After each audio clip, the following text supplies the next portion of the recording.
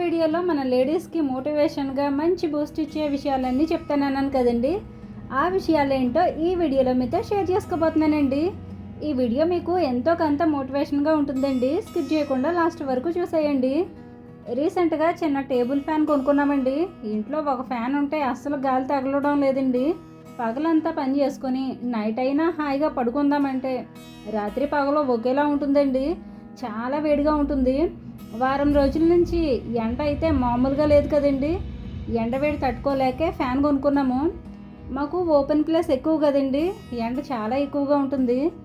Maximum అన్ని పనులు ఆరుబయటే చేసుకోవాలి. ఎండ వల్ల బయటకు రావాలంటేనే భయంగా ఉంటుంది.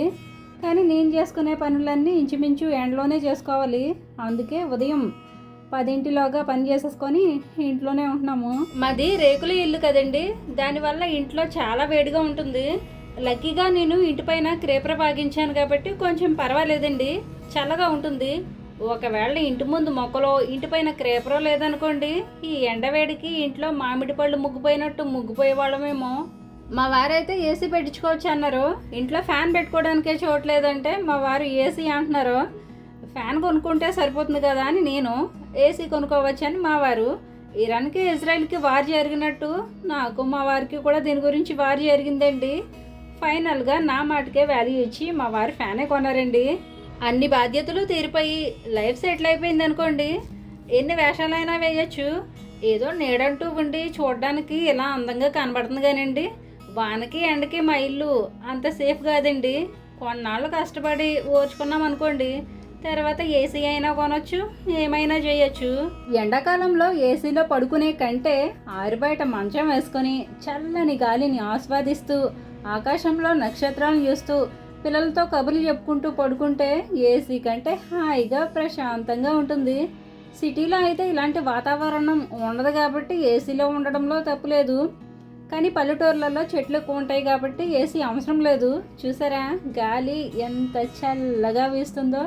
బయట దోమలు ఉంటాయని ఫ్యాన్ వేసుకున్నాం కానండి, లేదంటే ఫ్యాన్ లేకపోయినా బాగానే ఉంటుంది. కొత్త ఫ్యాన్ బ్లాక్ కలర్లో ఉండడం వల్ల చీకట్లో కనిపించట్లేదు. 2 ఫ్యాన్లు పెట్టేసుకొని ఈ సమ్మర్లో ఇలా బయటే పడుకుంటున్నామండి. బయట మల్లె చెట్లు కూడా ఉన్నాయండి. ఈ గాలికి మల్లెపూల పరిమళాలు వెదజల్లుతూ ఉంటాయి. ఎంత హాయిగా ఉంటే ఏసీ ఎందుకు చెప్పండి, హాయిగా మత్తుగా పడుకోవచ్చు.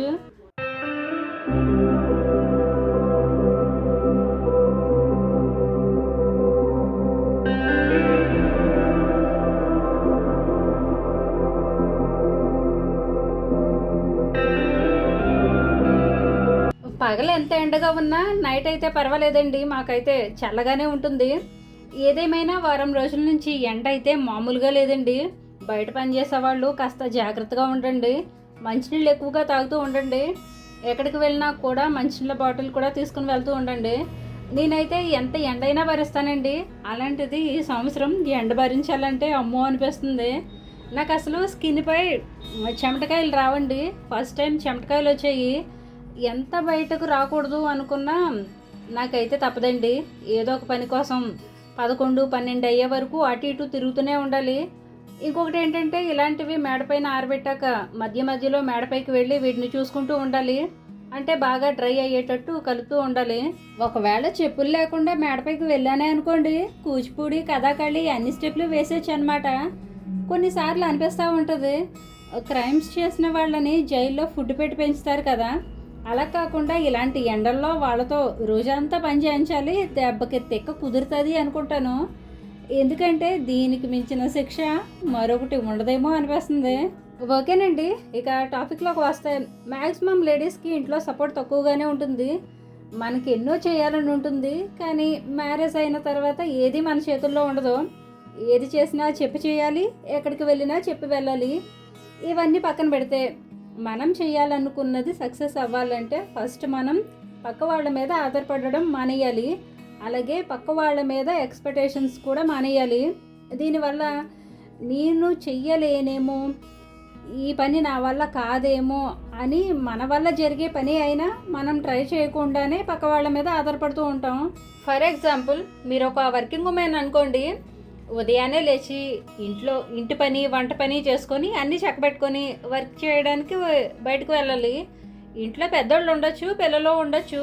ఫ్యామిలీ అన్న తర్వాత ఇంట్లో నలుగురు ఐదుగురైనా ఉంటారు కాబట్టి వీళ్ళందరికీ అవసరమైన పనులు కూడా చేయాలి. కొన్నిసార్లు జీవితం అంటే ఇంతేనా అనిపిస్తుంది. ఇంట్లో ఉన్నంతసేపు ఇంట్లో పని చేసి బయటకు వెళ్ళాక బయట పని చేయాలి. ఇంట్లో ఖాళీగా ఉండేవాళ్ళు ఖాళీగానే ఉంటారు. హెల్ప్ చేయాలని కొందరికి మాత్రమే ఉంటుంది. కొన్నిసార్లు టైంకి తినడానికి కూడా ఖాళీ ఉండదు. అలాంటప్పుడు కూడా ప్లేట్లు గ్లాసులు అన్నీ ఒక చోట పెట్టేసి భోజనానికి రెడీ చేసి భోంచేద్దామని కూడా పిలవరు. మనమే పనులన్నీ పూర్తి చేసుకొని రండి భోంచేద్దామని మనమే పిలవాలి. ఒక వస్తువు వారం రోజులు ఒకే ప్లేస్లో ఉండిపోయింది అనుకోండి, దాన్ని తీసి జాగ్రత్త చేసుకునే వరకు ఆ వస్తువు ఆ ప్లేస్లోనే ఉంటుంది. మనకు అనిపిస్తుంది, అరే నాకు మాత్రమే బాధ్యత ఉందా ఇంట్లో, నేనేమంటున్నానా అని. నిజం చెప్పనా అండి, కొన్ని పనులు మనం చేసుకుంటేనే అవుతాయి, లేదంటే అవి అలానే ఉంటాయి. అందరూ అన్ని వస్తువుల్ని వాడతారు, కానీ క్లీనింగ్ మాత్రం మనమే చేయాలి. ఓకేనండి, నెక్స్ట్ ఏంటో చెప్పే ముందు గుమ్మడి వడియాలు పెట్టడానికి గుమ్మడికాయల కోసం వచ్చామండి. ఇక్కడ గుమ్మడికాయలు రీసేల్గా అమ్ముతారండి. కేజీ 20 రూపాయలకు అమ్ముతున్నారు. ఒక 20 కాయలు కొన్నాము. ఈ సంవత్సరం గుమ్మడి వడియాల కోసం మినిమం ఒక 400 కాయలు తెచ్చామండి. మార్చి నెల నుండి వడియాలు పెట్టడం స్టార్ట్ చేసాం. పెట్టినవన్నీ ఏప్రిల్ మంత్లోనే అయిపోయాయి. తెచ్చినంత వరకు కాయలు అవుతాయా అవ్వవా అని డౌట్గా ఉండేది. కానీ పెట్టిన వడియాలన్నీ నెల రోజుల్లోనే అయిపోయాయి.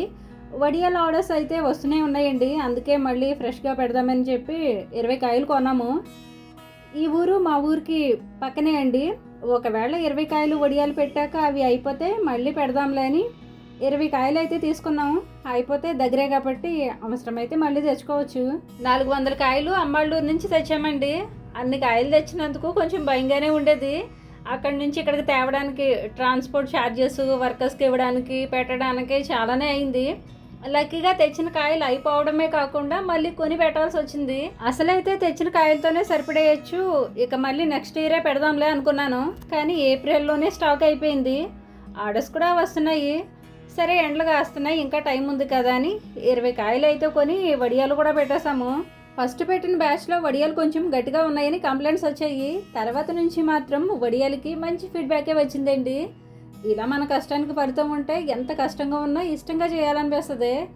బిజినెస్ కోసం మాత్రమే కాదులేండి, మంచి వీడియోస్ షేర్ చేయడానికి కూడా ట్రై చేస్తున్నాను. ఇక నుంచి మన వీడియోస్ పాత వీడియోస్ లాగే ఉంటాయండి. స్లోగా బిజినెస్ రిలేటెడ్ వీడియోస్ తగ్గిస్తూ వస్తాను. అప్డేట్స్ ఇవ్వడానికి చిన్న క్లిప్స్ మాత్రమే యాడ్ చేస్తూ ఉంటాను. మీరు మాత్రం నన్ను సపోర్ట్ చేయడం మర్చిపోకండి. వీడియో నచ్చితే చూసి వెళ్ళిపోకుండా ఒక లైక్ చేయండి. లైక్ మాత్రమే కాదండి, హైప్ అనే ఆప్షన్ కూడా ఉంది. మన వీడియో నచ్చితే లైక్తో పాటు హైప్ కూడా చేయొచ్చు. ప్రీవియస్ వీడియోలో వేరే వాళ్ళు తయారు చేసిన ప్రోడక్ట్స్ నేను ఎందుకు తీసుకున్నా రీజన్స్ చెప్పాను కదండి. నేను తీసుకున్న నిర్ణయం మీలో చాలామందికి నచ్చింది, చాలా మంచిగా కామెంట్స్ చేశారు. కానీ కొంతమందికి నచ్చకపోవచ్చు. ఇక్కడ నేనేం చెప్పాలనుకుంటున్నానంటే, ఏం చేయాలో తెలియక వేరే వాళ్ళ మీద ఆధారపడడం, ఎలా చేయాలో తెలియక వేరే వాళ్ళ సలహాలు తీసుకుంటే ఎప్పటికీ మనం గ్రో అవ్వలేమండి. ఏదైనా సరే స్వయంగా మనమే చేసుకునేలా ఉండాలి, లేదా తెలుసుకునేలా ఉండాలి. ఇప్పుడు టెక్నాలజీ డెవలప్ అయింది. మనుషుల మీద ఆధారపడకుండా టెక్నాలజీని ఎలా వాడుకోవాలో నేర్చుకుంటే ఎవరి మీద ఆధారపడిన అవసరం లేదు. మన చుట్టూ ఉండే వాళ్ళకి అన్నీ తెలిసినా ఎవరు ఏది ఊరికే చెప్పరండి. ఈ రోజుల్లో ఎవరి పనులు వాళ్ళకు ఉంటున్నాయి. నీ ఇష్టం నీ కష్టం ఎవరికైనా చెప్తే వాళ్ళకి టైంపాస్ అవుతుంది తప్ప నీకున్న ప్రాబ్లం సాల్వ్ అవ్వదు. యూట్యూబ్ ఛానల్ పెడదామని ఉందనుకోండి, దానికి సొల్యూషన్ యూట్యూబే. ఏదైనా వర్క్ నేర్చుకోవాలని ఉందనుకోండి, దానికి సొల్యూషన్ కూడా యూట్యూబేనండి. ఒక ఫ్రెండ్ లాగా మీకు మంచి చెడు చెప్పి మీకున్న డౌట్స్ అన్నీ క్లియర్ చేసుకోవాలనుకున్నారనుకోండి, దానికి కూడా ChatGPT ఉంది. ఎవరినైనా అడిగినా నచ్చితే చెప్తారు, లేదంటే లేదు. మన పని మనమే చేసుకోవాలి. ఒక టైం ప్రకారం పని చేసుకుంటే ఆ టైంకి పనులన్నీ అయిపోతాయి. మిగిలిన టైంలో మనకు తెలియనివన్నీ నేర్చుకోవచ్చు. పక్క వాళ్ళ మీద ఆధారపడితే ఏమి చేతకాని వాళ్ళలాగే మిగిలిపోతాము. మన కోసం ఎవ్వరూ ఏది చేయరండి. మన కోసం మనమే ప్రయత్నించాలి, మనమే సాధించుకోవాలి. అది ఏదైనా సరే, ఇంట్లో పనులైనా సరే, బయట పనులైనా సరే, మన పని మనకు తప్పదు. ఉదయం 6 అయినా మనమే చేసుకోవాలి, సాయంత్రం 6 అయినా మనమే చేసుకోవాలి. పక్క వాళ్ళని ఏదైనా అడిగితే వాళ్ళు నో చెప్పారనుకోండి, తర్వాత ఫీల్ అవ్వాల్సి ఉంటుంది, బాధగా ఉంటుంది, దిగులుగా ఉంటుంది. ఒకవేళ వాళ్ళు చేసిన అంతా నా వల్లే అని ఏదో ఒక టైంలో మనల్ని ఎత్తిపొడుస్తారు. సైలెంట్గా మన పని మనం చేసుకుంటే ఏ గొడవ లేకుండా ప్రశాంతంగా ఉంటుంది. ఓకేనండి, ఈ వారం వడియాలతో పాటు హెర్బల్ ఆయిల్, హెర్బల్ షాంపూ కూడా ఫ్రెష్గా తయారు చేశాను. ఆర్డర్ చేయాలనుకుంటే పైన కనిపిస్తున్న నెంబర్కి వాట్సాప్ చేయండి. ఓకేనండి, వేరే వాళ్ళ మీద ఎక్స్పెక్టేషన్స్ పెట్టుకోకూడదు, మన పని మనమే చేసుకోవాలనేది నా ఉద్దేశం. నేను చెప్పిన విషయాలన్నీ మీకు మోటివేషన్గా అనిపించి మంచిగా అనిపిస్తే కనుక ఈ వీడియోకి ఒక లైక్ చేసి మీ అభిప్రాయాన్ని కామెంట్ చేయండి. మరో మంచి వీడియోతో మళ్ళీ వస్తాను. ఉంటానండి. నమస్తే.